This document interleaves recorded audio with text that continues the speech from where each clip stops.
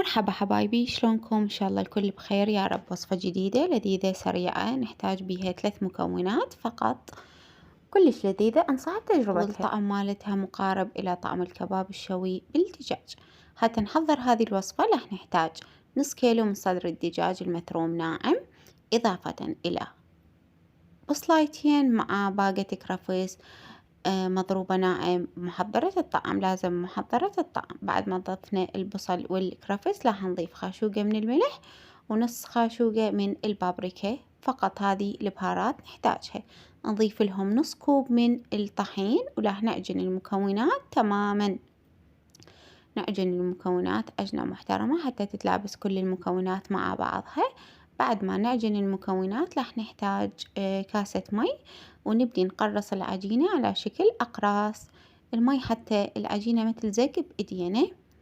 بعد ما قرصنا العجينة كليتها راح نحتاج خاشوقة واحدة من الزيت فقط، ونبدي نقلي بالأقراص، أقراص الكباب الدجاج. بعد ما قرصناها وبدينا نقلي بيها تحتاج من 3 إلى دقيقتين على كل وجه. نبدي نقلب، استوى الوجه الأول نبدي نقلب على الوجه الثاني.